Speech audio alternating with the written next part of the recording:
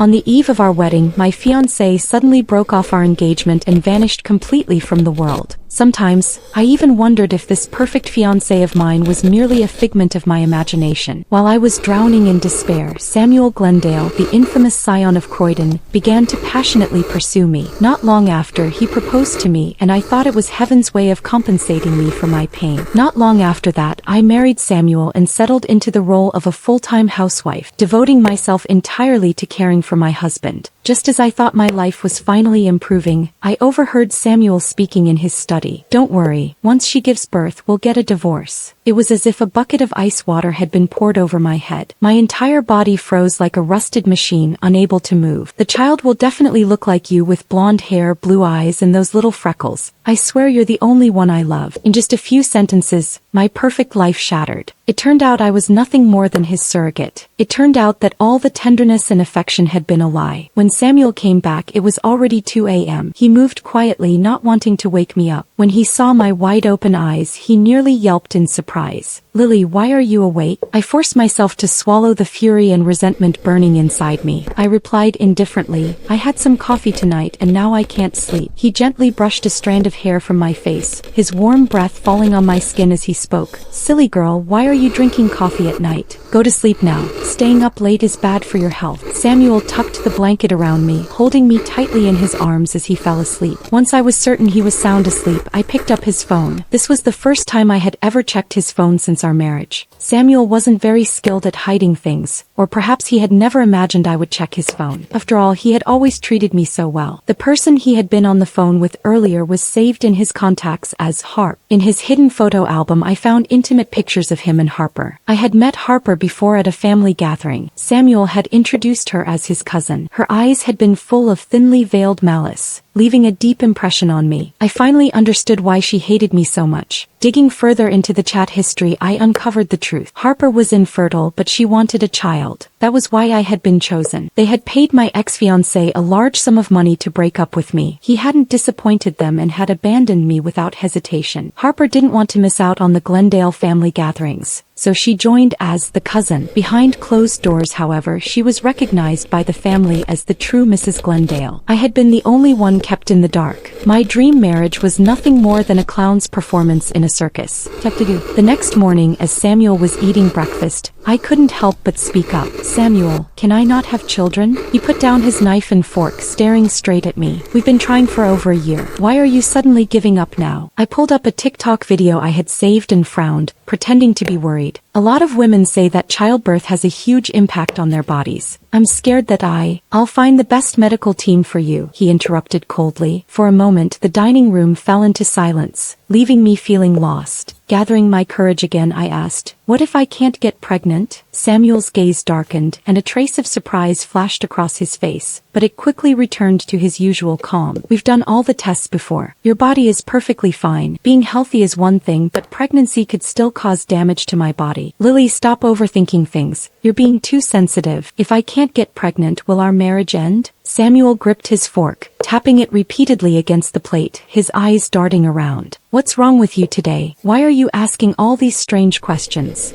I'm just scared." Seeing me sink into sadness, he reluctantly put away his impatience and tried to comfort me. "Stop thinking about it. There's a family gathering in a couple of days. It'll be a good chance for you to relax." Forcing a smile, I asked, "Will Harper be there?" "Yeah." "Why are you bringing her up?" "The way she looks at me is kind of unsettling. She's a very simple, kind-hearted woman. You should try to get along with her." The words were on the tip of my tongue. Would a simple, kind-hearted woman team up with her boyfriend to deceive an innocent woman? However, I didn't say it. Exposing the truth now would be pointless. Before my tears could fall, I left the dining room. Once I was alone, I made a phone call. "Jamie, let's meet up."